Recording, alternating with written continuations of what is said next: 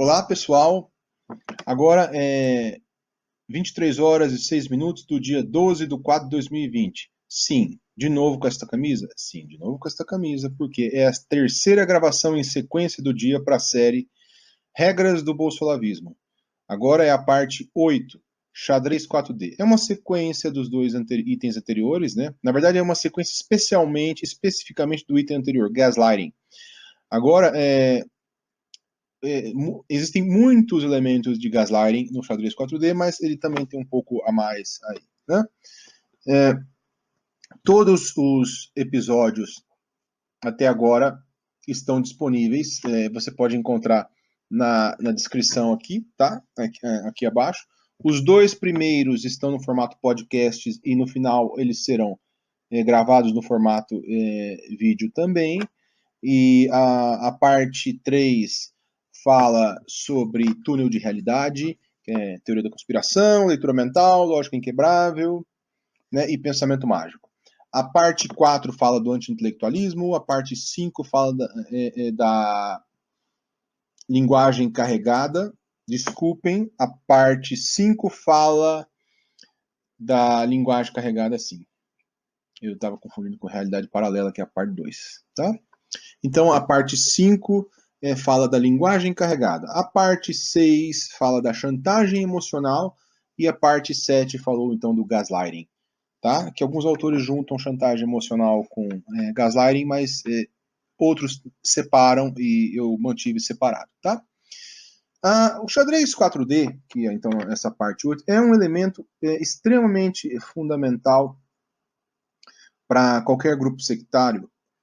E, na verdade, o que é isto? Tá? É uma forma que grupos como Alt-Right encontraram para poder definir um modo de atuação que, na verdade, apenas engloba alguns scripts utilizados por todo tipo de seita destrutiva, especialmente aquelas que saem para confronto com o mundo exterior. Não aquelas que ficam fechadas numa fazendinha, né, isoladas do mundo e não têm contato com o mundo exterior, elas também utilizam isso aqui. Mas isso aqui é mais essencial para quando o grupo ele está em confronto com o mundo, para não perder a motivação. Tá? Então, não é um termo científico, tá? É um nome dado pela Alt-Right para uma série de práticas bastante lógicas de grupos sectários. E se tornou uma forma, um método essencial, especialmente para aquela divisão extremista que apoiava o Donald Trump. Então, eles usavam esse método não só para enfocar o que o Trump fazia, como aquilo que eles faziam. Né? Mas o que é, então, esse tal do xadrez 4D?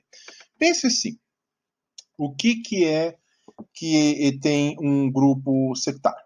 Qual é a essência do grupo sectário? Como eu tinha falado na introdução, naquele podcast que dá introdução para todos esses itens aqui, um grupo sectário, são um grupo de pessoas que se submetem a um líder, mas se submetem sem questionamento, submetem a ele de uma maneira autoritária, ou seja, permitem que ele seja autoritário, porque ele dita o que é certo, o que é errado, dita o que eles devem acreditar ou não acreditar, dita o que é verdadeiro, o que é falso, o que é moral ou imoral, tudo isso aí.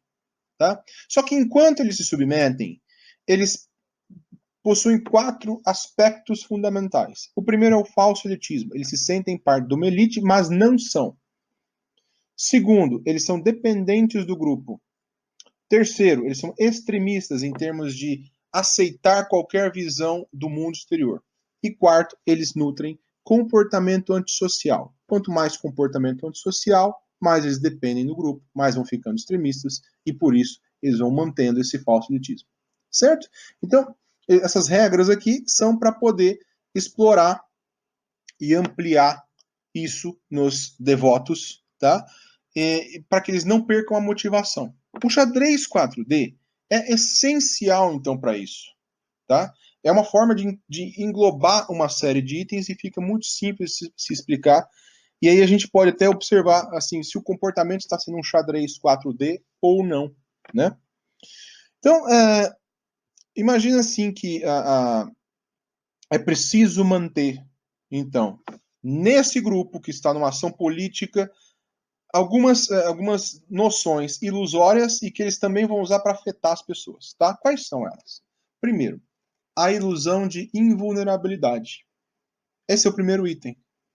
Tá? Eu reduzi para 5 itens maiores com os exemplos. Antes eu tinha levantado 10, mas na verdade eles se repetem. Então eles ficam como scripts abaixo desses itens maiores. Tá? Então o primeiro item é ilusão de invulnerabilidade. O grupo vai vencer. A primeira coisa começa assim. Né? E o item 2, a maquiagem dos resultados. Tá, mas e se as coisas não acontecem conforme o esperado, ou você quer inflar esta falsa certeza mais do que deveria? Então usa-se a maquiagem dos resultados. Então esconde as derrotas, ressalta-se as vitórias, faz uma análise que não é bem análise, é uma análise de torcida, né? Utiliza-se junto a retórica demagógica, né, para manter a ilusão de invulnerabilidade, ou seja, não, na verdade eu estou do lado do povo e acabou. Né? Então, quer dizer, faz toda a maquiagem dos resultados do que está acontecendo. Né? Da maquiagem dos resultados, né, dessa encenação, desse jogo de encenação, para que as pessoas não percam o jogo de invulnerabilidade, essa ilusão de invulnerabilidade, você tem dois aspectos. Um é o falso triunfalismo. Então você faz a falsa proclamação de vitória. Eu vou vencer, eu venci, essa vitória nossa está garantida, né? Já acabou, desista, né? Já vencemos. Quando não é bem assim, tá? E você tem também o comportamento de intimidação, que é uma replicação desse falso triunfalismo, só que para intimidar os adversários, do tipo, desista, pare, não adianta mais vocês tentarem aí nos vencer, porque vocês já estão derrotados, entendeu? E tudo isso é adornado, né, pelos players principais por muita presunção, por muita arrogância. Então, basicamente, é um modelo simples, né, com uma série de scripts que é para basicamente fazer as pessoas que estão do lado de fora se intimidar. Aí se usa muito o gaslighting. Né? E as pessoas têm que sentir o seguinte, né, que esse grupo ele é invulnerável. Então, assim, numa lógica, né? Se nós vamos vencer, desista. Esqueça, ninguém entra no nosso caminho. Aí é maquiando os resultados, vai, né, fabricando toda a realidade. Se você faz uma análise, finge que é uma análise, mas não é análise, você vai torcer, fazer análise de torcida, né? Você não precisa nem torcer, na verdade é fingir que está, como se fosse análise de torcida, é um termo para dizer o seguinte: você fala, é algo como se estivesse fazendo uma análise, mas não é. É apenas algo para poder mobilizar o seu grupo, achando que para que ele ache que a vitória vai acontecer, né? Ou que a derrota do outro é inevitável, né? E comportamento de intimidação, né? Tipo, desista, desista, desista, e se agir de maneira presunçosa e arrogante. Quanto mais presunção e arrogância, mais esse grupo aceita riscos e mais as pessoas vão ficar nessa ubris, nessa pulsão e vão, então, adotar comportamento intimidatório. Então, olha só aqui, o xadrez 4D, diante de quem não está na seita, é praticamente uma ação de gaslighting, do tipo, rebaixe-se a gente, aceite nossa vitória, né, que não tem jeito. Quem faz muito isso é grupo terrorista. Vamos falar de exemplos, então, para ficar simples, né? O xadrez 4T é esta lógica, tá? E tudo começa na profecia autorrealizável. A ilusão de vulnerabilidade ele começa na profecia autorrealizável. É assim. Vai ter um jogo no final de semana, final de campeonato, e ao final deste jogo, a realidade é que só um vai vencer. Então, dois times vão para esse final, para esse jogo final, os dois acreditam que vão vencer. Apenas um está correto. Isso é a profecia autorrealizável, né? Então você passa a acreditar em alguma coisa e esta sua crença, mesmo que seja falsa, é falsa essa crença. O fato, assim, um dos dois está errado, né? Então, a certeza de que você vai vencer talvez não seja uma certeza assim. Então, nesse caso, ela é falsa, né? Então, às vezes, isso pode ser, se fosse uma motivação, é uma profecia autorrealizável mais leve. Agora, se é uma certeza, então nós temos aí uma grande chance de ser falso. Pelo menos um dos dois está errado nisso. Só que esta crença, mesmo falsa, ajuda um resultado a acontecer. Porque se você for para o final de semana, para o jogo do final de semana, achando que você. Não, acho que. Vamos ver o que vai acontecer. Talvez você pode perder para um time que tem mais confiança. Essa aqui também é uma essência da espiral do silêncio. Né? Por isso, então, esses vieses de conformação funcionam bastante. Né? As pessoas elas são mais influenciadas por aquele time que acha que vai vencer. A confiança na vitória ajuda.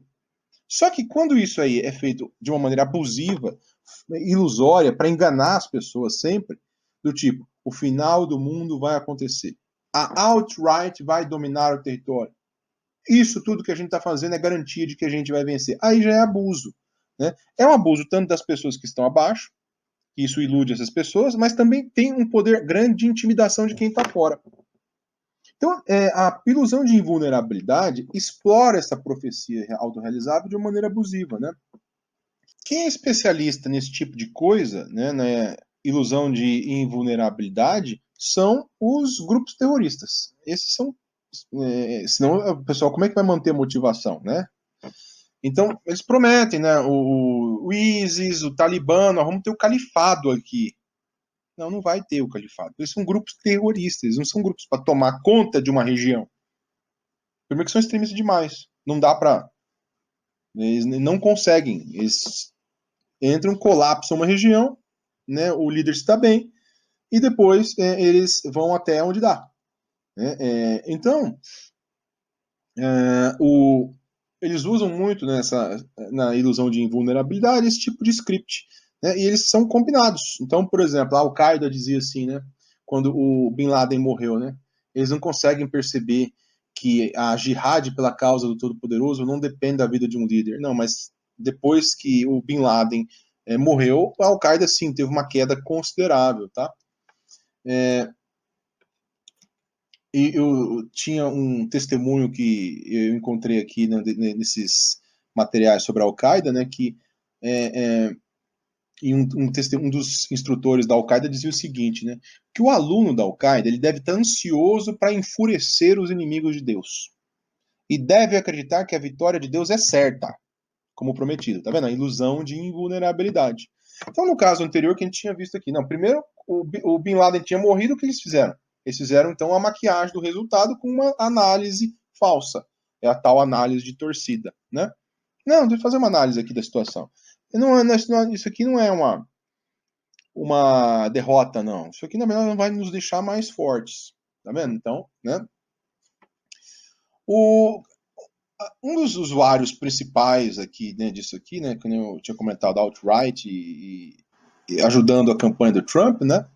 Então eles falam assim sempre, né? Assim, quando alguém fala assim que o Trump deu uma declaração abusiva, eles dizem, não, mas é por isso que o Trump venceu, porque ele dá declarações que você não está esperando. Não necessariamente é isto, tá?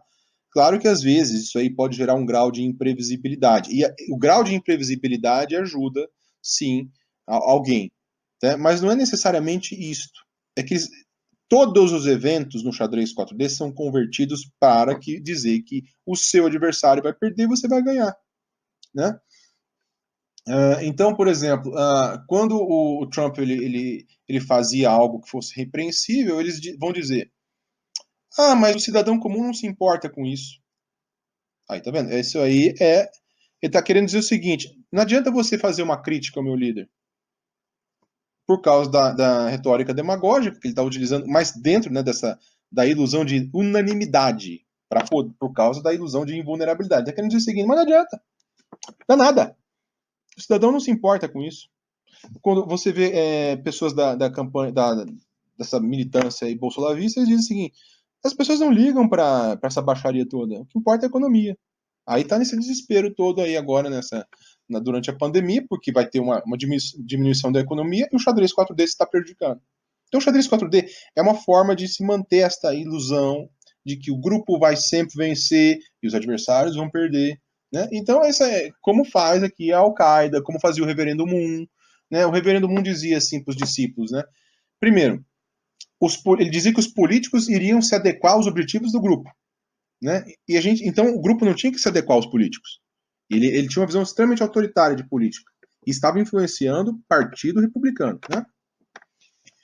Então, ele dizia assim, em 73 já, né? Ele falava assim: se os Estados Unidos seguirem dessa maneira corrupta, né? Então a gente vai encontrar, né? E a gente não conseguir encontrar entre senadores e congressistas alguém que realmente seja útil para os nossos propósitos, a gente pode então encher a Câmara encher o parlamento americano de senadores e congressistas com nossos membros. Olha só, olha como são violentos, né? Bom, o problema é que eles foram perdendo, eles começaram com bastante influência política, o Reverendo Moon criou o Washington Times, que tinha, sim, a sua influência política, mas foi perdendo relevância com o tempo. Mas não importa, eles sempre fazem de uma maneira que as pessoas achem que vão ser invulneráveis, né? E aí ele dizia, né, que imagina que a gente tenha 500 filhos e filhas como você em cada estado. Quando a gente chegar nisso, nós vamos controlar o governo. Né? Então, essa é a ilusão. A alt-right, por exemplo, ela sempre teve esses grupos muito extremistas. Não há grupo da alt-right que não seja extremista.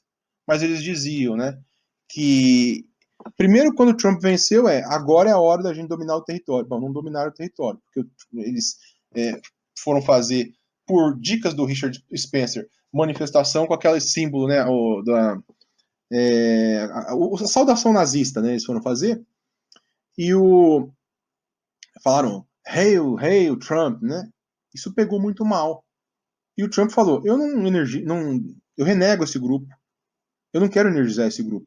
Foi uma baixa para eles. Mas mesmo assim, quando teve aqueles eventos do Charlottesville em 2017, eles disseram, o pessoal da alt-right, agora vai ser o ponto de virada para a gente. Quer dizer, eles vão dominar o território político com a alt-right. Ponto. Foi um ponto de virada, mas para o fundo.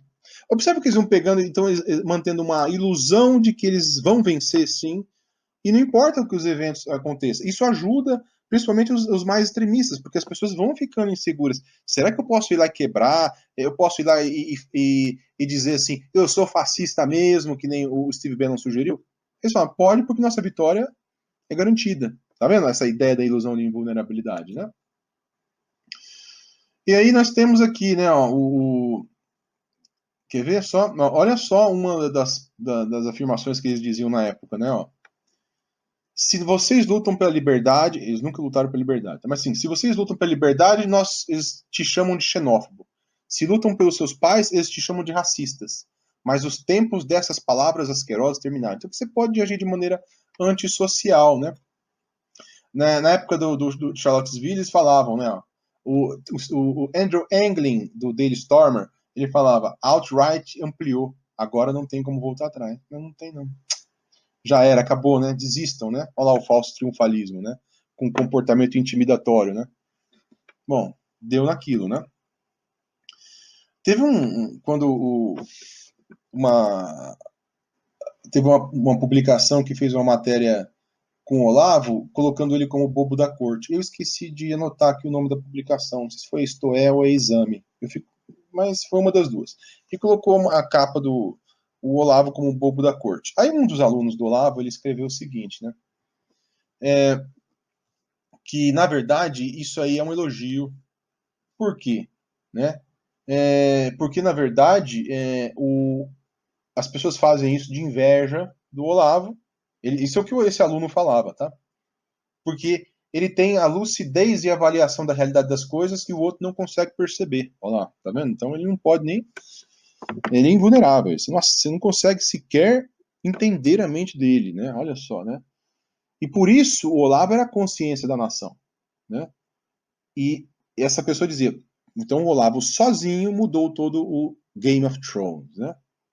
E aí ele falava, daqui a 50 anos as pessoas vão dizer, este é um gênio. E o tempo também nos dará razão. Isso aqui é xadrez 4D do começo ao fim para a ilusão de invulnerabilidade diante do líder, né? E de que ele pertence a um grupo, então, que seria, né?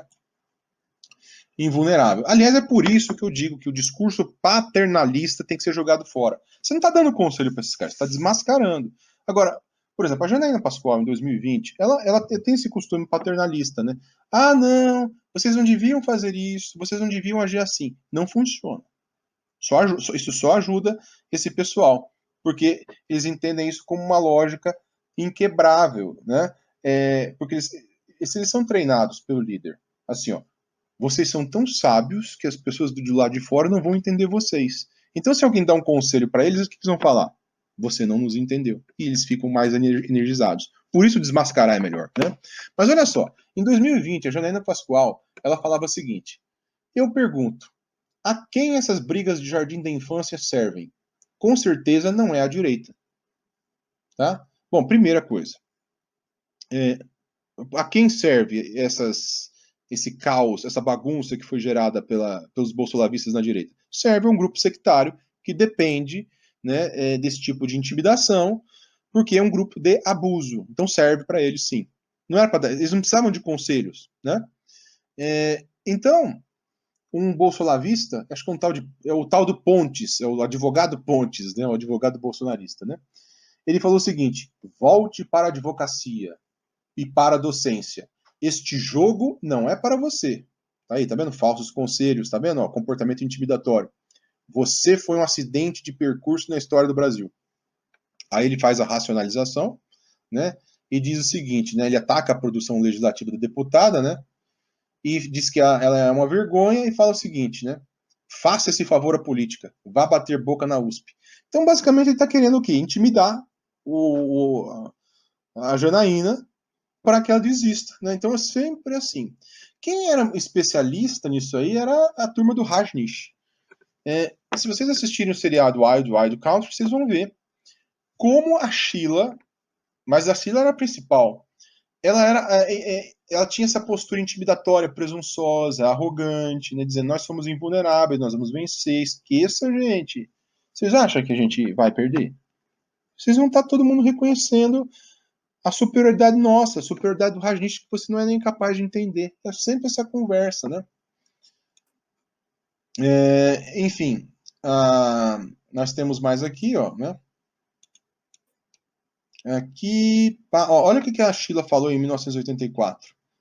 Até o ano 2000, né, o Oregon entrará em colapso e a cidade de Rajneeshpuram estará existindo. Então, tá, ela foi presa em 1984, depois do atentado com salmonella. O Rajneesh teve que voltar para a Índia em 1985, um ano depois. O Rajneeshpuram acabou, né? Tem discípulos do Rajneesh, sim, mas isso queimou bastante a seita. Quer dizer, estava intimidando, estava fazendo xadrez 4D, né? Não sei o que mais. Olha, e às vezes eles fazem essa ilusão de invulnerabilidade com mistério, né? Então, olha só. O Olavo ele escreveu assim, ó: não adianta liberais, libertarianos e conservadores, militantes, entusiastas, oradores, advogados e blogueiros. Vocês não vão conseguir fazer nada do que eu fiz com o imbecil e o mínimo. Mas aguardem e verão. Estou preparando uma turminha que vai fazer coisas ainda maiores do que eu fiz. Ah, é mesmo, Olavo? Em que sentido vai ser maior? Maior uso da linguagem carregada? Vai aplicar mais xadrez 4D? E se a gente conheceu o xadrez 4D? O embuste. Na verdade é muito simples, é só truque, né? Porque vocês ficam numa situação complicada quando a gente expõe vocês, né? Enfim, é tudo puro jogo de intimidação, porque é para manter os adeptos, né, mais energizados. Isso aí qualquer grupo antissocial. Assim, a gente compara isso aí com terrorismo, não é para difamar, é porque é o mesmo modelo, é a mesma lógica de terrorista. Eles não podem aceitar, né, que as pessoas descubram que estão sendo abusadas. Porque só quem ganha nesse tipo de estrutura sectária é um grupelho muito pequeno do círculo interno. O resto, ó, só toma na cabeça. Só tá tomando na rabeta o resto, né? Então eles vão maquiando resultados. Então se alguém perguntar assim, quando o grupo tem um revés, né, que nem a seita do LaRouche. A seita do LaRouche nos anos 80 estava em baixa. O que ele falou? Não, nosso movimento é crescente. a cada dia mais forte. Não estava, quer dizer, o impacto social desse grupo já estava diminuindo consideravelmente, estava ficando mais ridículo, né, por causa de, como um teórico da conspiração. Nessa época já estava virando sketch do Saturday Night Live, quer dizer, não, mas ele não podia passar essa imagem para os adeptos, né? Então isso aqui também vão maquiando sempre os resultados, né? A seita da Aum Shinryu, né, do Shoko Asahara no Japão, eles criaram, inclusive, um governo paralelo. Não era um governo paralelo. A seita tinha 30 mil discípulos. Então não dá para ter um governo paralelo. 30 mil discípulos espalhados em vários países, né? Embora a maioria deles fosse no Japão. Mas não dá para você criar, né? Mas eles criaram uma estrutura com 24 ministérios para replicar os ministérios do governo japonês. Mas por que eles fizeram isso? Para manter esse clima, né? De que eles iriam tomar o poder, eles iam, né, chegar no governo e se tornar, né, substituir o governo, né, japonês. Aí, em 1990, 24 discípulos e mais o Asahara, eles concorreram a vagas no parlamento. Eles falaram assim, nós vamos chegar para dominar aqui. Pelo menos 10 vagas nós vamos conquistar. Resultado, 0 vagas conquistadas. Né? E aí, como que o pessoal iria reagir a isso agora? Então eles começaram a culpar a população japonesa por não ter entendido eles. A culpa era deles. E aí a coisa começou a virar o raciocínio já mudou. Né? Agora nós vamos ter que ir para o atentado terrorista. Isso culminou em 1995 no atentado terrorista com gás sarin no metrô de Tóquio, que morreram 13 pessoas. E 6 mil ficaram intoxicadas. Por quê? Primeiro, porque eles tiveram que maquiar os resultados, maquiar essa derrota, que ele tinha garantido a vitória, ela não aconteceu, então teve que refazer esse discurso para manter o estímulo ao pessoal. Então é assim, eles vão ficando mais antissociais em caso de um revés. Ou às vezes vão tentando maquiar. O ISIS, por exemplo, ele se tornou um grupo que ele cresceu muito em termos de violência, ele se tornou o grupo terrorista mais brutal mesmo em termos de quantidade de mortos. Ele chegou a ter 30 mil membros, alguns falam em 40 mil, não sei se sabe o número, mas é um número enorme de pessoas, é uma indústria de morte que eles se tornaram. E, ao mesmo tempo, eles se tornaram, então, mais um alvo, né, de outros países que não queriam admitir tantos ataques terroristas em outros países que eles fizeram. Eles fizeram ataques por toda a Europa, fizeram ataques, derrubaram um avião russo e foram para tudo que é lugar. Né? Então a ubris dele, essa presunção além da conta foi muito alta. Né? Então, quando chegou, eles tiveram baixas muito grandes em 2017, mas em 2019 eles já estão praticamente aniquilados. Né? Então eles caíram muito. Eles não são hoje. Hoje a maior força terrorista do mundo é o Talibã. O Talibã, que eles eram secundários na época que eles fizeram aliança com a Al-Qaeda, mas eles tiveram baixas, né? E agora então estão aproveitando essa queda do ISIS, né? Para ser eles são o grupo terrorista hoje mais violento do mundo, o Talibã, né? Em 2020 o maior número de mortes, me parece, se não é o maior, mas está lá, né? O Boko Haram caiu, mas eles quando vai e volta, né? O que importa é que, mesmo com essa queda, essa arrogância da liderança do ISIS não diminuiu. Então, o Murad, por exemplo, ele dizia em 2019 que todas essas perdas territoriais que têm sido sofridas desde 2015 era só um revés. Quer dizer, eles tinham prometido para os líderes do califado, ia fazer o califado em terra, tomaram toco de tudo que é lugar, foram escorraçados, tiveram, assim, porque eles foram longe demais, né? E mesmo assim, ele fala, não, agora isso aqui é irrelevante. Todas essas derrotas são irrelevantes, né? Porque a gente conquistou mais apoio, o nosso apoio ampliou. Então isso é muito mais importante do que essas pequenas conquistas locais. Olha, tá vendo? Vai mudando a conversa, vai maquiando o resultado para não reconhecer, né? Do tipo, a gente tomou um toco, a gente tomou um toco, assim, tomou uma cacetada, uma traulitada, né? De outros governos. Eles não podem. Então isso é xadrez 4D também, né? Enfim, né?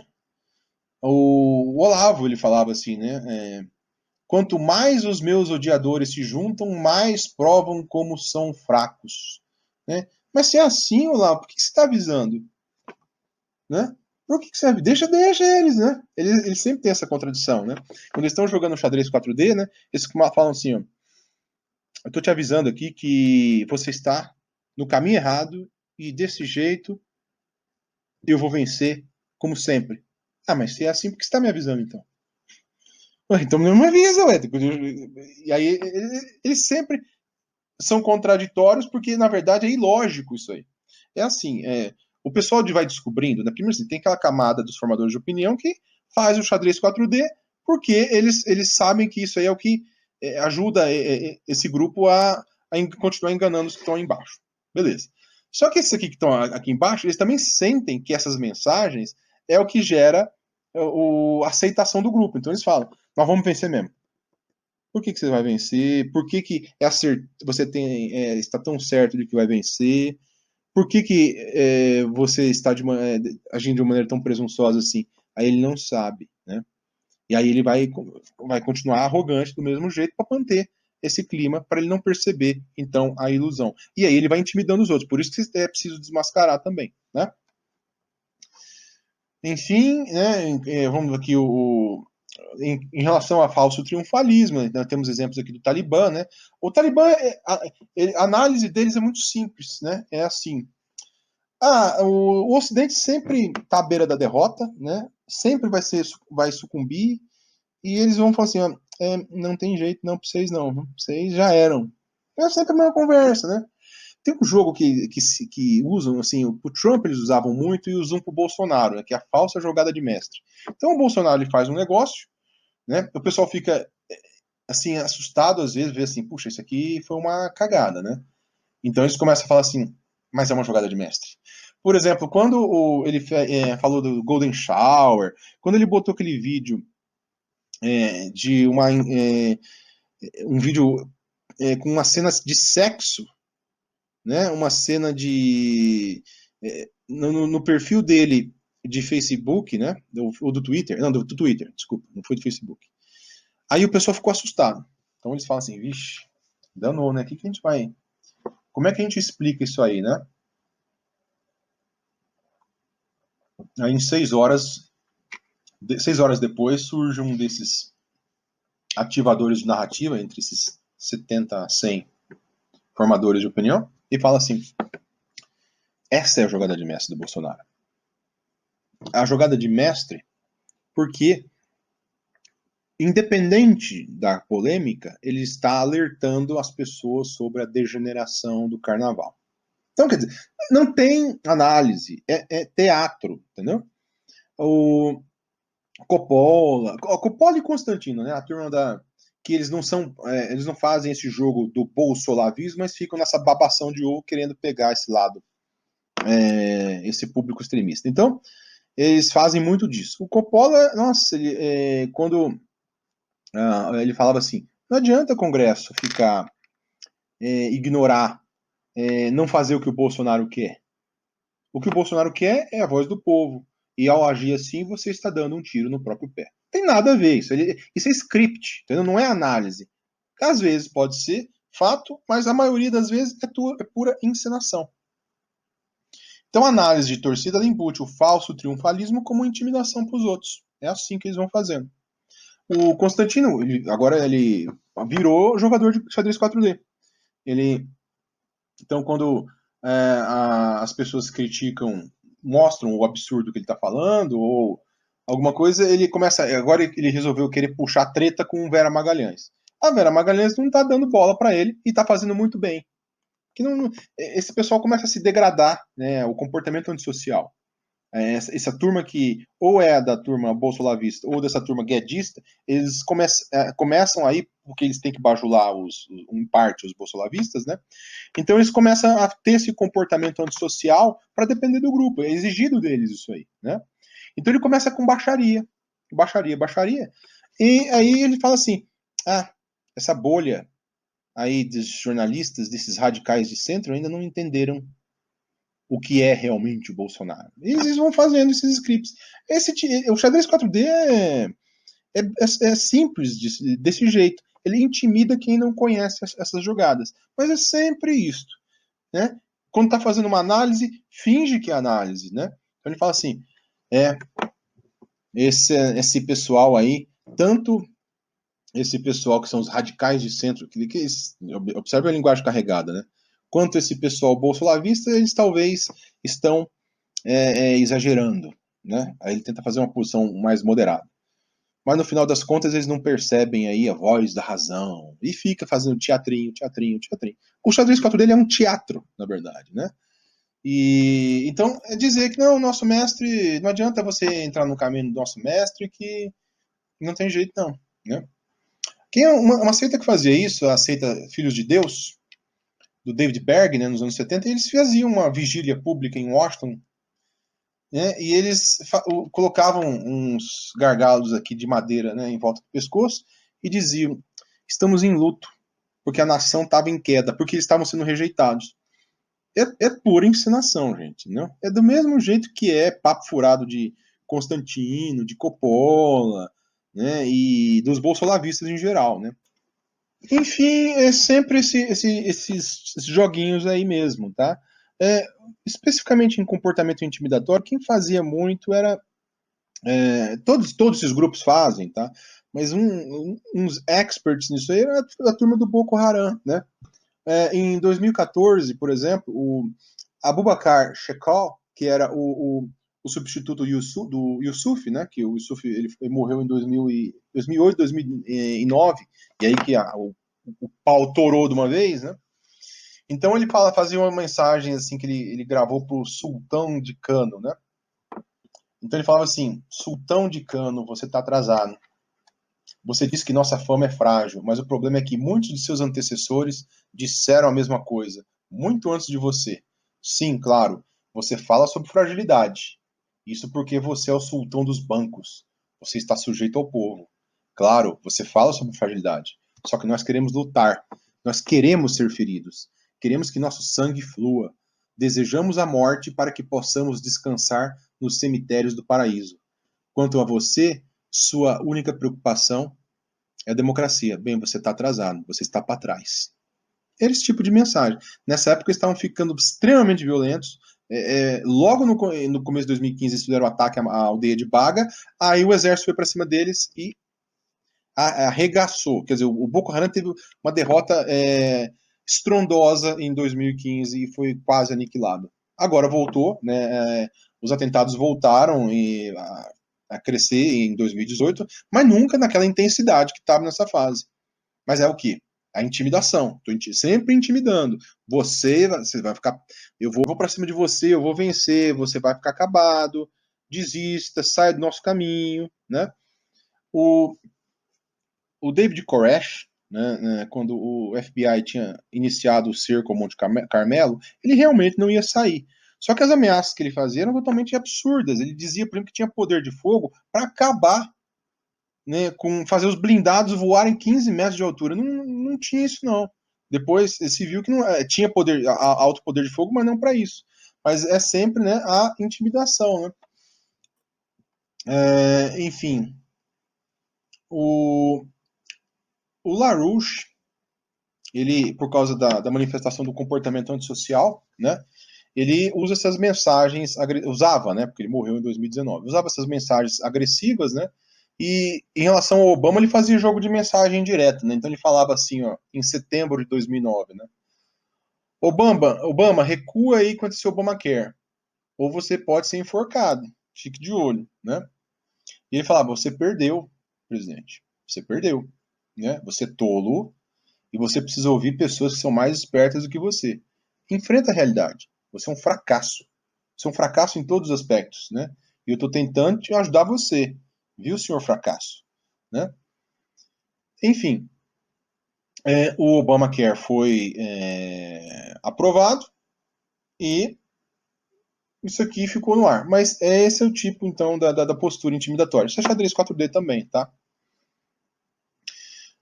E o Olavo, ele dizia, né, ó, nesta discussão, como em todas as anteriores, Olha a maquiagem de resultado.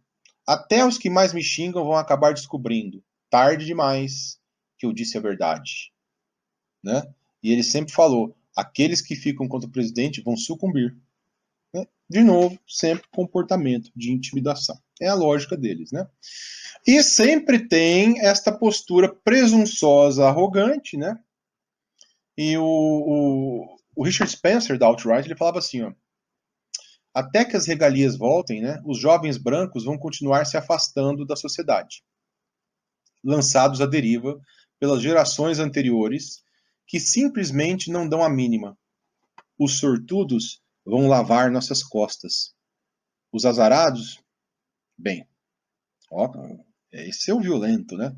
Bom, em 2018, o Richard Spencer estava bem enrolado. A Alt-Right tinha se complicado bastante. E, inclusive, a esposa do Richard Spencer jogou merda no ventilador de que ele tinha agredido ela. E aí aí não lidera mais pissirica nenhuma, né? Foi bem mais pro underground. Mas a presunção é um padrão. Inclusive, me perguntaram uma vez numa entrevista que eu dei para o DCM, quando o Alan dos Santos iria fazer na CPMI das fake news, eles perguntaram assim, o que você pode esperar de hoje? Eu posso esperar muito teatro e muita presunção encenada para ele fingir que ele não tem medo de nada, porque, na verdade, ele está manifestando comportamento antissocial para manter a aceitação dele perante o grupo, porque sem isso ele não se sustenta. Então ele tem que agir de maneira presunçosa e, claro, resta aos que estão do lado de fora desmascarar mais essa instância de xadrez 4D. Então esse comportamento presunçoso, né, desses que ficam entre os 70 a 100 influenciadores principais, ele é fundamental, porque é com isso que eles vão ser aprovados ou não. Claro que eles vão ficando mais dependentes do grupo e quando são expurgados eles ficam sem opções, mas isso é fundamental para que o jogo do xadrez 4D funcione para eles e consiga enganar incautos. O que eu espero é que vocês consigam assimilar o que é essa natureza do xadrez 4D com esses vários exemplos que eu passei aqui, né? Enfim, né, na presunção, né, nós temos aqui, né, o que mais? Padrões altos. Eu não vou ficar muito, né, repetindo aqui, né? Ah, tá. Nessa presunção aqui, por exemplo, o LaRouche, né, ele dizia o seguinte, né? Que quando ele formasse 2.000 líderes para governar o mundo, né, e esses líderes responderiam apenas a ele, né, eles seriam indestrutíveis por eles estariam seguindo a lei natural, né? E aí, então, o LaRouche seria o líder mundial, né? Enfim, a única coisa que o LaRouche fez foi concorrer a... Ele ferrou a vida de muita gente, porque ele abusou muito de muitas pessoas, ele fez pessoas doarem tudo para ele fez pessoas... ele induziu pessoas a terem comportamento antissocial, serem fichadas na polícia, por exemplo, né? Só isso. Mas ajudou, sim, com muito discurso. Ele criou a narrativa que deu base à teoria da conspiração sobre o marxismo cultural, como eu falei na parte 4, né? Mas é isso, não teve nada disso aqui, era só pura enganação, né? De uma maneira presunçosa, né? Que nem o Reverendo Moon dizia, né? A partir desse estágio, todas as pessoas e grupos que ficarem contra a Igreja da Unificação vão sucumbir aos poucos, até não existirem mais. Muitos vão falecer entre aqueles que estão contra o nosso movimento, mas nós não. Né? Então, esta é a presunção, tom de presunção sempre, né? E o Isis falava, seja 50 nações ou 50 mil nações, não significa nada para nós, desista. Sempre, então, vai elevando a presunção. É isso que é o xadrez 4D, gente. Xadrez 4D, então, vamos fazer, então, só o resuminho aqui, né? São deixa eu aqui voltar, né? Tá, eu vou até cair aqui na parte do gaslight. A ilusão de invulnerabilidade quanto ao grupo e o líder, né? A maquiagem dos resultados, então aí entra análise de torcida, né? fingir que você está fazendo uma análise séria quando não está, o falso triunfalismo e o comportamento de intimidação, né? Então, quer dizer, desistam vocês, nós vamos passar por cima de vocês, né? Nós vamos vencer, falso triunfalismo, usa a falsa proclamação de vitória, então pega um evento e fala, opa, acabou, né? Do Bolsonaro 2022 e acabou. Em qualquer situação, né? E sempre a manutenção desta presunção e da arrogância para ir contaminando os fanáticos para que eles não percebam aí, então, uma análise mais realista. Tem que se tomar cuidado quando se desmascara o xadrez 4D, porque o que acontece? Se você está usando esses recursos, pode acontecer de algumas das promessas, a minoria delas, se concretizar. E se você diz, por exemplo, você fala assim, ó, não, 2022 já estamos garantidos, desista, para. Se você chegar e falar assim, ó, em 2022 você certamente está fora. Tá. Se você usar o certamente ou acabou, pode acontecer de uma subida, né, nas pesquisas temporária, dá essa ilusão e eles ficam energizados e falam, cadê vocês? Eles não vão olhar para a realidade. Então, isso os energizaria de novo. O que você pode fazer, então? Você mostra a contradição deles. Você não precisa dizer que a ilusão deles ela é necessariamente falsa, assim como você refuta a teoria da conspiração. Você pode simplesmente mostrar como eles são contraditórios. Do tipo, se você tem tanta certeza dessa vitória, por que você estava bravinho ontem? Tão revoltadinho ontem? Por exemplo, um deles diz o seguinte, ó, a CPMI das fake news vai mostrar, então, que eles são os autoritários e nós somos, então, os adeptos da liberdade. E por causa disto, eles vão perder. Tá, mas se é assim, por que ontem à noite estava xingando tanto no Twitter, revoltado com a CPMI das fake news? O comportamento é inconsistente. Então, o xadrez 4D, ele é fingido. Então, você mostra a contradição. Você não sabe o resultado da CPMI das fake news. Eu não sei o resultado da CPMI das fake news. Mas ele já sabe e vai ser uma derrota. Então, você não precisa dizer, então, que fazer um xadrez 4D do outro lado. É só mostrar que o xadrez 4D deles é uma farsa.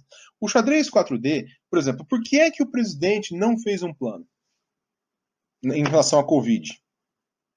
Porque preferiu fazer um xadrez 4D. E aí esses grupos eles ficam na internet dizendo, no final das contas, nós vamos reinar e o presidente vai mostrar que esses governadores, eles estão contra o povo, eles já têm o resultado final. Então eles tentam intimidar você. Então isso é xadrez 4D. É um jogo de intimidação. Com base o quê? Em maquiagem. Então, se você mostra inconsistência, o xadrez 4D acontecendo, explica o xadrez 4D acontecendo e mostra as diversas vezes em que eles foram inconsistentes, então aí você já está mostrando o quanto eles são fraudulentos nesse tipo de jogo. Então isso é quebrar o xadrez 4D, não é fazer o xadrez 4D do outro lado. Porque eles é que têm um ambiente controlado, são eles que precisam se isolar numa bolha. Você não. Você vai conversar com pessoas de diversos espectros. Você não vira uma. Se você é um adepto de discussão com grupos mais amplos, você não vai ter uma bolha para se fechar tão fácil. Então, você tem que estar aberto à possibilidade de você estar enganado. É ele que não pode aceitar estar enganado. Então, mostra a contradição deles durante o jogo de xadrez 4D.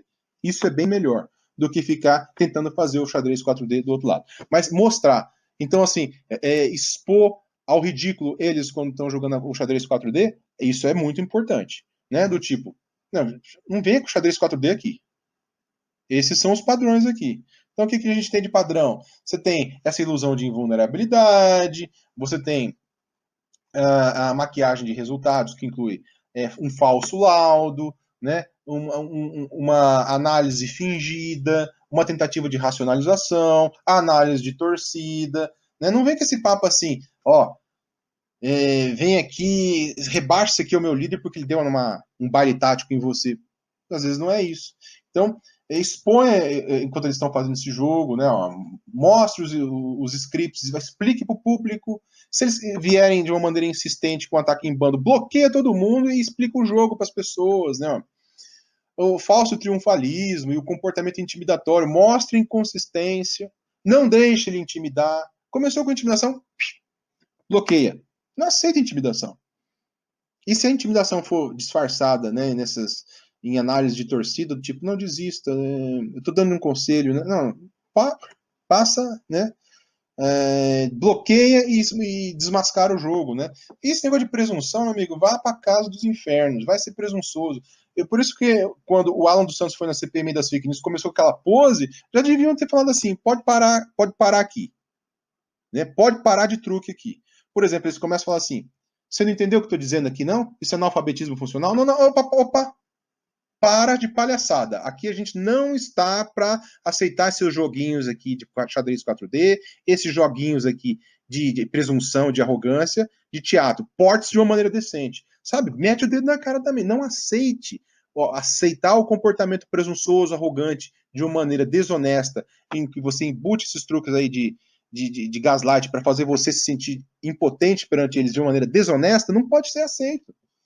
Tem que ter uma postura diante do embusteiro. O xadrez 4D é um jogo de embuste, é um jogo de maquiagem, é um jogo de teatro. Eles ficam teatralizando. Claro que os líderes não vão dizer finjam todos. As pessoas vão aprendendo aos poucos a fazer esse joguinho. Tá? E esse tipo de joguinho intimida as pessoas. Aí as pessoas acabam, não sei o que. Eu vejo, por exemplo, quando as pessoas vão debater às vezes com o Caio Coppola, ele está fazendo um joguinho de xadrez 4D, enquanto as pessoas estão preocupadas só com o argumento. Não é só o argumento. O argumento tem que desmascarar também um joguinho de xadrez 4D. Para de fingir que você está do lado do povo. Para de fingir, não, você acabou de dar o tiro no... Como é que é? Você acabou de dar um tiro no próprio pé. Não aceite esse joguinho. Desmascare o joguinho enquanto ele está acontecendo. Caso contrário, é dar vantagem para um bando de espertalhão que dependem apenas da manipulação, né, dos incautos aqui que estão abaixo dele, e ainda tentem, agora com o xadrez 4D, intimidar as pessoas que estão fora do grupo deles. Né? Então não pode deixar isso aqui passar batido. O xadrez 4D, depois que você pega o jeitão, é divertido desmascarar. Né? E vai expondo, e veio com esses joguinhos aí, o pessoal veio em grupo, mete bloqueio em 4, 5 de uma vez, se vier em 50, bloqueia os 50 de uma vez e desmascara.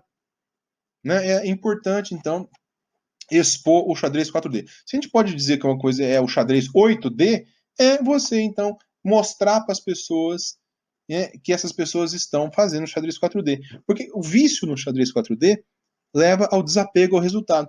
Muito provavelmente o Bolsonaro só ficou confortável em não apresentar um plano para o Covid porque o pessoal falou assim, eu acho que a gente vence essa aí só no xadrez 4D. E aí as pessoas, olha só, nós temos um presidente agora que não apresentou um plano porque ele se sente confortável. Fala, no xadrez 4D a gente resolve. Então, o xadrez 4D é uma ilusão para enganar os outros. Então você não precisa vencer. É só fingir que você vai vencer. Você não precisa fazer um resultado. É só fingir, maquiar resultados, maquiar o que está acontecendo. Esse é o caminho que a gente vai? Viver de ilusão? De teatro? Né? Xadrez 4D é isso, tá? Desmascarem esse negócio aqui. Tá? Jogo xadrez 4D essa é a atitude. Exponham esses caras jogando, mapeiam, bote o dedo na cara deles, não aceite comportamento presunçoso, não aceita pose, falsa pose, tá? Porque esses caras dependem disso, desse teatro. E nisso eles desrespeitam os outros, eles desvalorizam os outros, eles não podem, por causa da presunção e da arrogância, respeitar quem está fora. Então temos que dar um freio de arrumação nisso aí e desmascarar o xadrez 4D. Certo? Então é isso. Tá? A próxima parte aqui dessa série, né? Eu vou gravar a parte 9 e a 10 também juntos. Hoje eu gravei 3 juntos. Né? O de chantagem emocional, o de gaslighting e esse de xadrez 4D. Tá? Agora o que eu vou gravar juntos vai ser o de desengajamento moral, que é o que permite que ajuda os líderes a tornar essas pessoas extremistas ao talo e desconectadas da moral, e E, por fim, a psicologia do peão, em que esse grupo apodrecido moralmente, ele começa a viver, então, da degradação deles próprios, do rebaixamento do debate, realmente da ampliação, dessa quebra de padrões morais, dia após dia. E é isso que é o motor que vai também fechando o motor que sustenta esses grupos extremistas sectários, né, que são focados, então, por fim, então falsilitismo, dependência em relação ao grupo, comportamento extremista e comportamento antissocial. Juntando isso aqui, em submissão a um líder, né, e aí eles vão partindo para cima de maneira extremamente autoritária, primeiro autoritária, de maneira autoritária internamente entre eles e autoritária em relação ao mundo. E isso explica muito do que a gente tem visto aí das atitudes do Jair Bolsonaro. Né? O quanto mais ele amplia isso, né, mais ele se sente confortável para agir de maneira autoritária. Essa é a essência do sectarismo. Beleza, gente? Quebrem então xadrez 4D, exponham, desmascarem e deixem esses caras aí, façam eles passar vergonha enquanto estão jogando xadrez 4D. Certo? Valeu, gente. Um abraço.